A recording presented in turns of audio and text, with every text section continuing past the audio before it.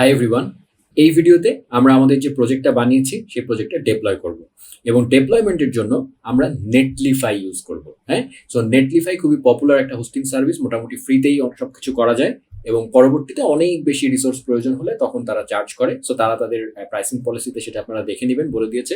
So আমরা freely নেটলিফাইতে কোনো একটা ক্রিয়েট রিঅ্যাক্টিভ প্রজেক্ট আমরা চাইলেই হোস্ট করতে পারি, কারণ এখানে ক্লায়েন্ট সাইড রেন্ডারিং আছে। ঠিক আছে, সো আমাদের যে রাউটিং গুলো আমরা করেছি সেগুলো সবই কিন্তু ক্লায়েন্ট সাইডে হচ্ছে। হ্যাঁ, কোনোটাই কিন্তু এখানে আমরা জানি ক্রিয়েট রিঅ্যাক্ট অ্যাপে কিন্তু এসইও হয় না। সো এসইও করতে গেলে অন্য ধরনের সেট করতে হয়, তো সেই কমপ্লেক্সিটিতে আমরা যাব না। আমরা আমাদের ক্রিয়েট রিঅ্যাক্ট অ্যাপের যে বেসিক সেট কারণ আমাদের প্রজেক্টটা যেটা সেটা কিন্তু কোনো এসইও প্রয়োজন নাই, সেটা হচ্ছে একটা সত্যিকার অর্থে লগ ইন করতে হয়, তারপরে সবকিছুর ভিতরে কুইজ খেলার জিনিস আর কি। সো এসইও আমাদের ফোকাস না, আমরা ক্রিয়েট রিঅ্যাক্ট অ্যাপ প্রজেক্ট নিয়ে কাজ করেছি এবং ক্রিয়েট রিঅ্যাক্ট অ্যাপ প্রজেক্ট আমরা ডেপ্লয় করতে চাই। সো আমাদের প্রথম কাজ হচ্ছে আমরা নেটলিফাইতে যাই, netlify.com, এবং আমরা এখানে যেটা করব সেটা হচ্ছে সাইন আপ না, আমি ইনফ্যাক্ট আমার সম্ভবত একটা অ্যাকাউন্ট আছে, আমি লগ ইন করি এবং আমি আমার গিটহাব দিয়ে লগ ইন করে ফেলি। লগ ইন দিলাম, দেখি কি আসলো। এবার আমি গিটহাব ক্লিক করলাম। সো আমার এখানে নেটলিফাই আমি অথরাইজ করে দিলাম আমার লার্ন উইথ সুমিতের যে গিটহাব অ্যাকাউন্ট সেটা দিয়ে। সো এটা হয়ে গেল। এখন সে আমার নাম জিজ্ঞেস করছে। সো ওকে, আমার এটা ফার্স্ট টাইম, আমার কোনো নাই। সো আমি লার্ন উইথ সুমিত নাম দিলাম, নেম অফ ইউর টিম। হ্যাঁ, সো আমি নাম দিলাম রিঅ্যাক্ট কুইজ ধরে। What will you use Netlify for? হ্যাঁ, সো আমি দিয়ে দিলাম for work. Which best describes your roles. হ্যাঁ, সো একটা কিছু দিলেই হইলো।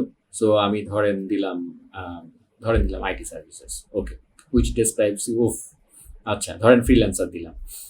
আরে how big is your company, আচ্ছা ঠিক আছে, ওকে ভালো কথা দিলাম। আচ্ছা, what do you want to do, in app experiences, কিছু একটা দিলাম আর কি। Set up and continue. হ্যাঁ, সো এখন এখানে সে কিছু কুইক স্টার্ট গাইড দিয়েছে, এগুলো আমি ক্লোজ করে দিলাম। আমার কাজ হবে যে আমরা যেন আমাদের যে কুইজ প্রজেক্টটা সেটা আমরা করতে চাই। সো আমাদের কুইজ প্রজেক্টটা কিন্তু আমাদের অলরেডি আমাদের গিট রিপোজিটরিতে দেওয়া আছে। এখন আমি যদি নিউ সাইট ফ্রম গিটে চাপ দিই, আমার গিট রিপোজিটরি কানেক্ট করে নিবে সে। সো আমি যেটা করছি, গিটহাব চাপ দিচ্ছি। সো সে আসলে গিটহাবের সাথে অথরাইজ করলো। অথরাইজ করে সে আমার রিপোজিটরিগুলো এনে ফেলেছে সম্ভবত। ঠিক আছে, সো আমার এখান থেকে খুঁজে বের করতে হবে আমার রিঅ্যাক্ট কুইজ এইটা। হ্যাঁ, সো আমি এটাতে চাপ দিচ্ছি। ইয়েস, ব্রাঞ্চও আছে। হ্যাঁ, সো ব্রাঞ্চ টু ডেপ্লয়ও আমি চাইলে চুজ করতে পারি। এই যে ব্রাঞ্চ টু ডেপ্লয়, তারপরে বেসিক বিল্ড সেটিংস, আমি চাইলে আসলে বিল্ড করার জন্য যা যা লাগে সেগুলো আমি দিয়ে দিতে পারি।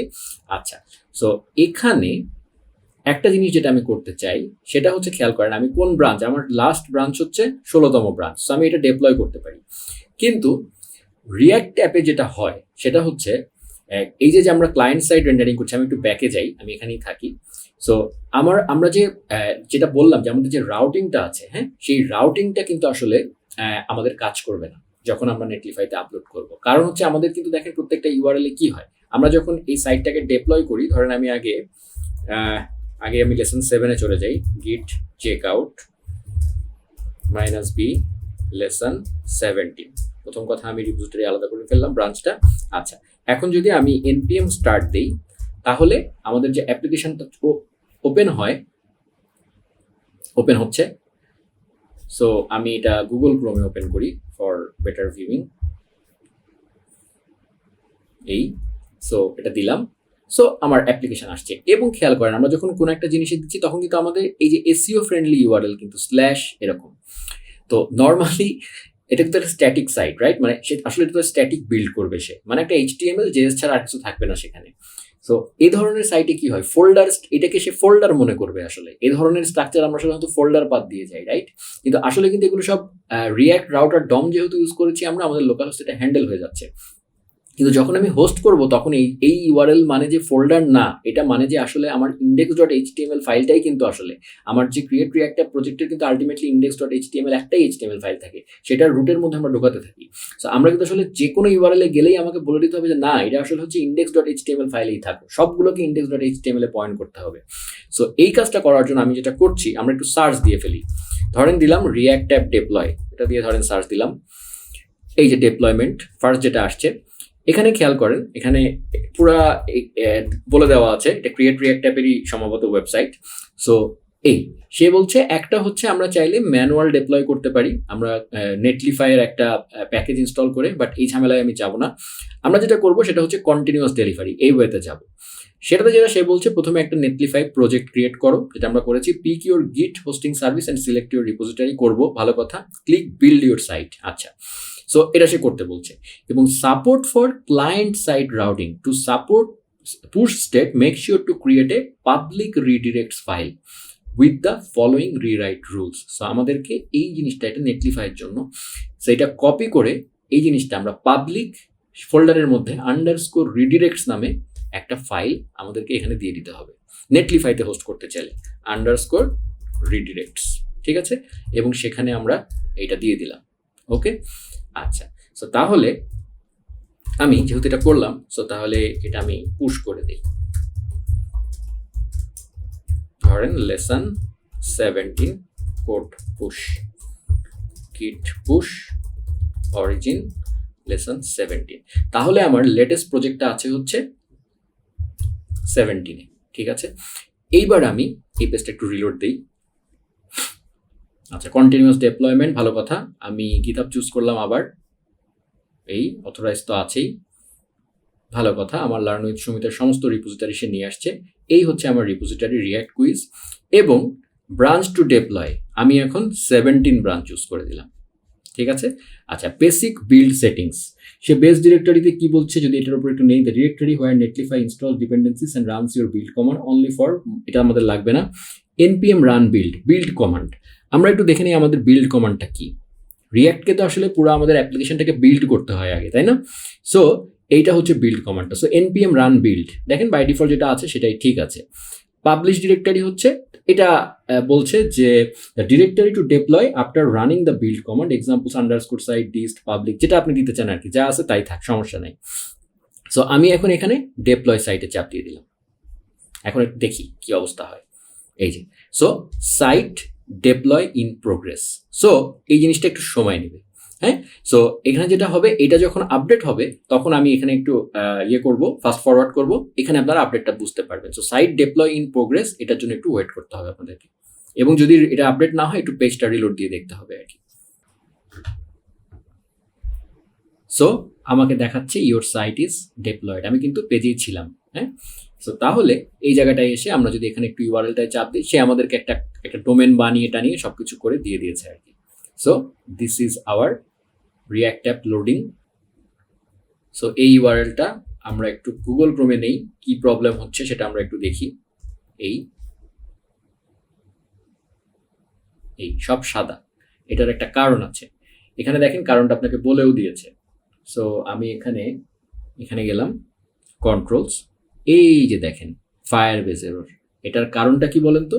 কারণ হচ্ছে আমরা আমাদের রিপোজিটরি থেকে জিনিসটা দিয়ে দিয়েছিলাম, রাইট, কিন্তু আমাদের env.local যেটা, সেটা কিন্তু সেখানে মিসিং আছে, রাইট। এই কারণে প্রবলেমটা হয়েছে। সো আমাদেরকে তাহলে যেটা করতে হবে, দেখি এখানে কি অপশনস আছে। এখানে প্রোডাকশন ডেপ্লয়েস পাবলিশড, আচ্ছা এখানে দেখি কোনো জায়গায় এনভায়রনমেন্ট ভ্যারিয়েবল দেওয়ার কোনো অপশন আছে নাকি। সো আমরা সাইট সেটিংসে যাই এবং এখানে যে দেখি এই যে বিল্ড অ্যান্ড ডেপ্লয় সেকশন, এখানে এই দেখেন এনভায়রনমেন্ট সেকশন। সো এখানে আমরা চাইলে এডিট ভ্যারিয়েবলস করতে পারি, হ্যাঁ। এখানে একটা একটা করে আমরা আমাদের ভ্যারিয়েবল অ্যাড করতে পারবো। সো যেটা করতে হবে, এই কাজটা করে দিতে হবে। সো এই জায়গাটায় আমি বসিয়ে এখন সেভ করব, এই জায়গাটায় ফাস্ট ফরওয়ার্ড হবে।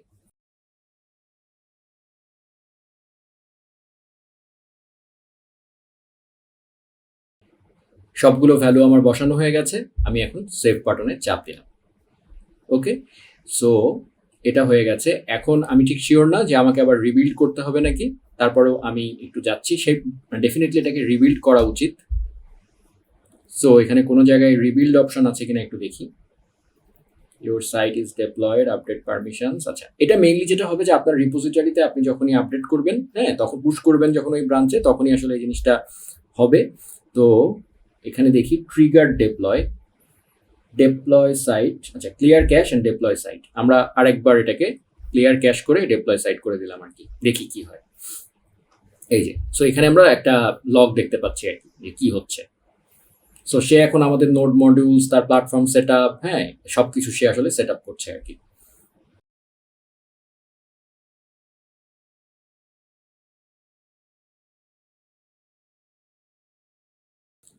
সো ফাইনালি আমার বিল্ড স্ক্রিপ্ট সাকসেস দেখাচ্ছে এখানে।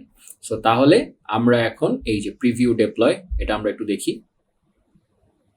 সো আই বিলিভ এখন আসবে। ইয়েস, এখন আমাদের এটা আসছে।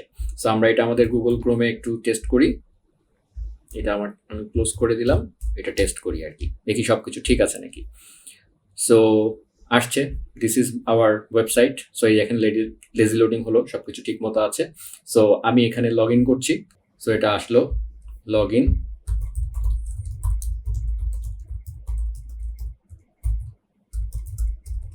এই সাবমিট নাও, স্টিল এটা ভুল দেখাচ্ছে।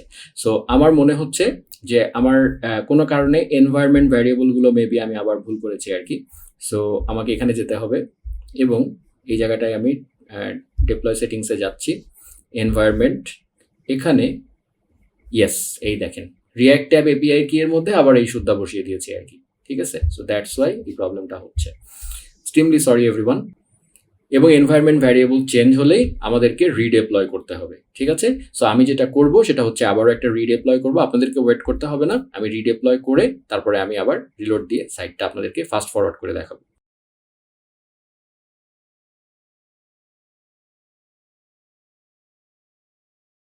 সো এগেইন আমার বিল্ড স্ক্রিপ্ট সাকসেস হয়েছে। এবার আমি আবারও প্রিভিউ করলাম এবং এটা হচ্ছে আমার আলটিমেটলি সাইট, এই রাইট। সো এটা আমি জাস্ট এখানে আবারও এটা ক্লিয়ার করে আমরা এখানে গেলাম। সো এটা এখন হচ্ছে আমরা সিম্পলি আবারও লগ ইন করার চেষ্টা করি। এবার সুমিত অ্যাট learnwithsumit.com, পাসওয়ার্ড দিলাম, সাবমিট। ইয়েস, এইবার লগ ইন হয়েছে, ঠিক আছে। সো এখন এগুলো লগ ইন হয়েছে এবং সুন্দর মতো আসছে আমার। হ্যাঁ, দেখি লগ আউট কাজ করে কিনা। Yes, log out also working. Reload দিলাম, yes, super fast. Log in করলাম আবার learnwithsumit.com, পাসওয়ার্ড, এটা সাবমিট দিলাম, কাজ করছে, ফাইন। এবার আমরা যে কোনো একটাই যাই, ধরেন আমরা এটা দিলাম, তারপরে নেক্সট কোশ্চেন দিলাম, সেপ্টেম্বর 95 চুজ করলাম, ধরেন এটা ভুল দিলাম, এটা ঠিক দিলাম। হ্যাঁ, আচ্ছা, বাই দ্য ওয়ে আমাদের এটাও কাজ করছে। হ্যাঁ, আমাদের এই জিনিসটা, ইয়েস, এটাও কাজ করছে। ক্লোজ করলে চলে যাচ্ছে। সাবমিট কুইজ দিলাম, ইয়েস, তিনটা ঠিক হয়েছে। ইউর স্কোর ইজ, এটা সে আমাকে মানে এই জিনিসটা কোনো একটা কারণে এখানে স্কোর ইজ 15 আউট অফ 20, এটা। হ্যাঁ, ওকে, ফাইন। সো সে আমাকে ওই আমার 15-র জন্য সে একটা কাপকেক টাইপের জিনিস দেখিয়ে দিয়েছে আর কি। সো এখানে ভুলটা কোনটা, এটা ঠিক ছিল, এখানে এইখানেও এটাও ঠিক ছিল, নেটস্কেপ এইখানে ভুলটা হয়েছে। হ্যাঁ, ঠিক আছে। সো এইগুলো ঠিক মতো ওয়ার্কিং। লাস্ট একটা জিনিস আমি দেখতে চাই, সেটা হচ্ছে আমার সাইন আপ প্রসেসটা ঠিক আছে কিনা। সো আমি আরেকটা অ্যাকাউন্ট খুললাম, ধরেন learn with Sumit, mail add, ধরেন learnwithsumit.com, পাসওয়ার্ড দিলাম, কনফার্ম পাসওয়ার্ড, এটা সাবমিট দিলাম। ইয়েস, সাইন আপ হয়ে এই যে লার্ন উইথ সুমিত চলে এসছে। সো আমার সাইন আপ প্রসেসও কাজ করছে।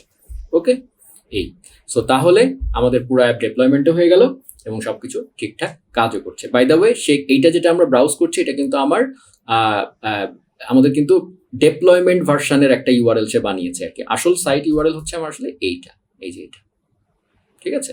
সো এটা হচ্ছে আমার আসল সাইট ইউআরএল। সেখানে আবার আমাকে আবার লগ ইন করতে হবে। সো দেখি এটাও একটু চেক করে দেখি। সুমিত অ্যাট learnwithsumit.com, আমার পাসওয়ার্ড দিলাম, সাবমিট। Yes, it's working. এবং এটা HTTPS, কোনো একটা কারণে সে আমাকে আবারও ইয়েতে করে দিচ্ছে, কারণ আমার এই পাসওয়ার্ডটা আসলে কম্প্রোমাইজ বলছে, কারণ এই যে পাসওয়ার্ড আমি 1 2 3 4 5 6 টাইপের পাসওয়ার্ড ইউজ করেছি, যার কারণে গুগল ক্রোম এটা করছে আর কি। সো এনিওয়েজ, সো আমার এই জিনিসগুলো কিন্তু ঠিকঠাক মতো এখন কাজ করছে আর কি। সো আপনারা দেখে ফেললেন যে কিভাবে পুরো একটা রিয়াক্ট আমি খুব দ্রুত দেখালাম, আপনাদেরকে একটা আইডিয়া দিলাম কিভাবে ডেপ্লয় করতে হয়। তো যাই হোক, এই প্রজেক্টটা দিয়ে আমি আসলে আমার রিয়াক্ট সিরিজটা শেষ করছি এবং আশা করি আপনারা এই রিয়াক্ট সিরিজ থেকে কিছুটা হলেও উপকৃত হয়েছেন এবং আপনাদের রিয়াক্টের একটা মোটামুটি ফাউন্ডেশন তৈরি হয়েছে। আমি বলবো না আপনারা বস হয়ে গেছেন, বাট একটা ফাউন্ডেশন আপনাদের ডেফিনেটলি তৈরি হয়েছে এবং রিয়াক্টের যে বিভিন্ন প্যাটার্ন, সেই প্যাটার্নগুলো সম্পর্কে আপনারা পরিচিত হয়েছেন এবং সবগুলোরই একটা মোটামুটি ধারণা আপনাদের আছে। এখন আপনারা রিয়াক্টে ডিপ ড্রাইভ করার জন্য রেডি হয়ে গেছেন। সো আমি বলবো এরপরে আপনারা পড়াশোনা করবেন এবং যে জায়গাটায় আটকাবেন, কমপ্লেক্স কনসেপ্টগুলো আমি মোটামুটি বুঝিয়ে দিয়েছি, সেগুলো দরকার হলে আবার দেখবেন, দেখে কোন জায়গায় আটকে গেলে আমাদের তো একটা ফেসবুক গ্রুপ আছে, সেখানে কোশ্চেন করতে পারেন, আমরা আমাদের যথাসাধ্য চেষ্টা করব উত্তর দেওয়ার। তো সবাইকে এই রিয়াক্ট সিরিজে দীর্ঘদিন আমার সাথে থাকার জন্য এবং আমার কাছ থেকে খুবই দেরিতে বিশাল বড় বড় ভিডিও পাওয়ার জন্য খুবই দুঃখ প্রকাশ করে আমি আমার এই রিয়াক্ট সিরিজটা শেষ করছি। সবাই ভালো থাকবেন।